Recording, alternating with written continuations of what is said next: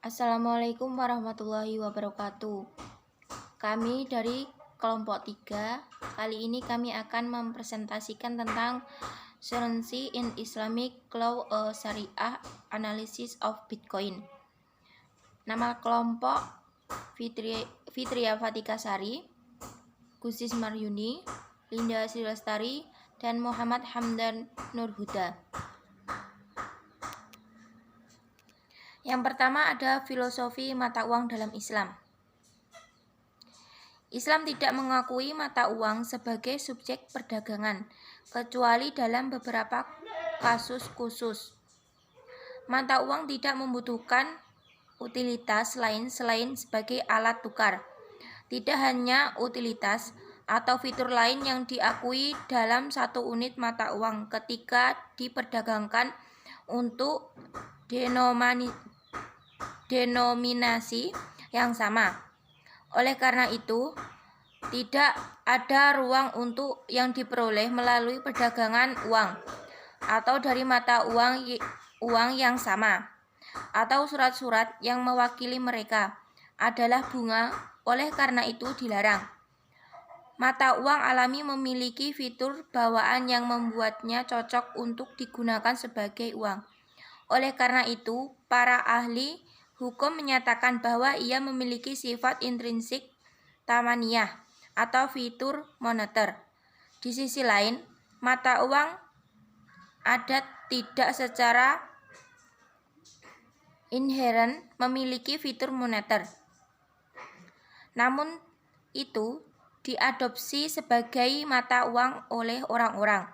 Mata uang adat seperti uang komoditas dan uang fiat tidak memiliki secara bawaan tamaniyah.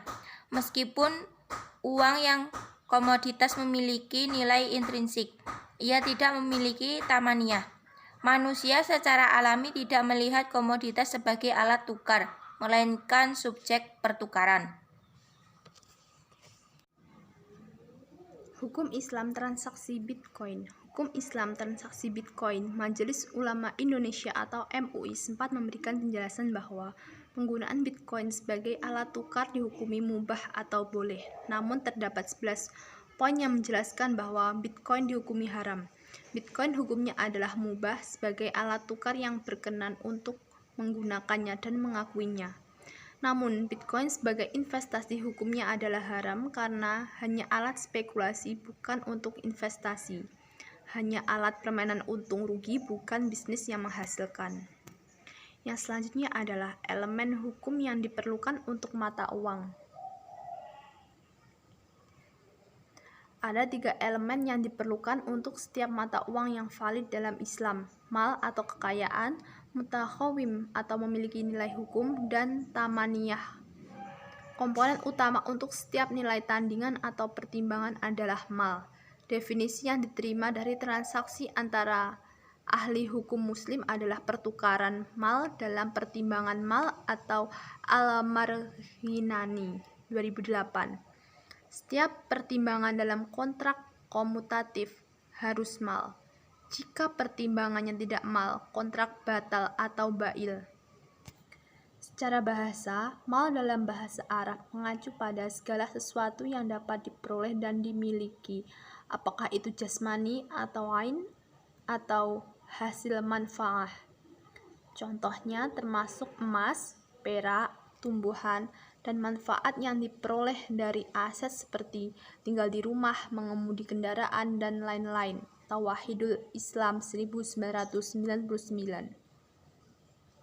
Sesuatu yang tidak dapat dimiliki tidak dapat dianggap sebagaimana secara linguistik, misalnya burung di langit, ikan di air, pohon di hutan, tidak mal dalam hal bahasa Arab karena tidak dimiliki oleh siapapun, atau Al-Zuhaili 1985.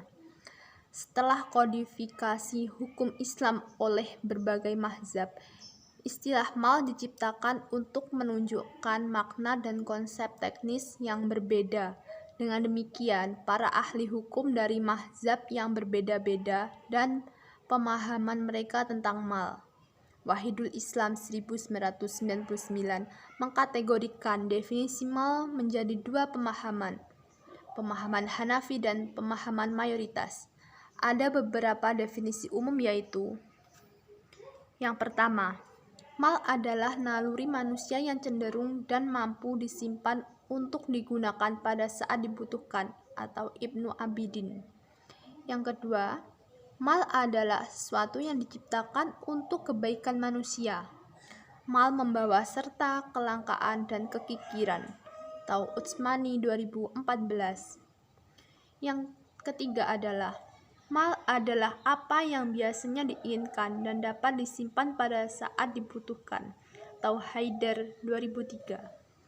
Selanjutnya akan dijelaskan oleh rekan saya.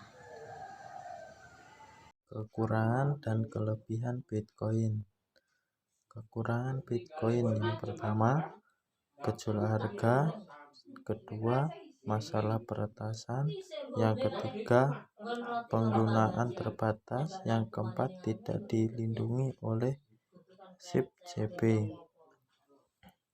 Kelebihan Bitcoin, transaksi pribadi dan aman, kapan saja dengan potensi biaya yang lebih sedikit. Yang kedua, potensi pertumbuhan besar. Yang ketiga, kemampuan untuk menghindari bank tradisional atau peretasan pemerintah. Setelah krisis keuangan dan resesi hebat. Selanjutnya adalah analisis Bitcoin. Agar Bitcoin dianggap sebagai mata uang, ia harus memiliki 3 karakter di atas yang mendefinisikan mata uang dalam Islam. Mal, tawamun, dan tamaniyah. Untuk apapun dianggap sebagai mal, itu harus memiliki keinginan dan daya simpan. Bitcoin memiliki fitur yang membuatnya diinginkan, misalnya teknologi blockchain di balik blok Bitcoin, penggantian perantara pihak terpercaya dengan protokol bukti kerja, desentralisasi, penyediaan terbatas, dan pembayaran tanpa batas dengan biaya transaksi yang lebih sedikit membuat Bitcoin diinginkan. Hal ini mengakibatkan dalam peningkatan permintaan untuk Bitcoin. Sehubungan dengan daya simpan, Bitcoin dikodekan dalam blockchain dan merupakan entry pada buku besar publik. Kepemilikan seseorang tercermin dari alamat Bitcoin individu yang dikreditkan dengan saldo. Mempertimbangkan bahwa Bitcoin hanyalah angka dan entry pada buku besar publik. Tidak ada buku atau premis yang menunjukkan bahwa mereka melarang hukum. Oleh karena itu, Bitcoin memiliki tawakfun. Istilah dari tamaniyah, Bitcoin diciptakan sebagai sistem pembayaran peer-to-peer. Akibatnya mereka ditetapkan sebagai mata uang dan digunakan seperti itu, menghasilkan istilah atau persetujuan sosial sejak awal sebagai mata uang dalam syariah. Bitcoin diciptakan sebagai alat tukar yang menyerupai gagasan mata uang alami. Mata uang fiat elektronik juga hanyalah angka di layar. Sekian presentasi dari kelompok kami, kurang lebihnya kami mohon maaf, dan jika ada pertanyaan silakan ditanyakan di WA Group. Wassalamualaikum warahmatullahi wabarakatuh.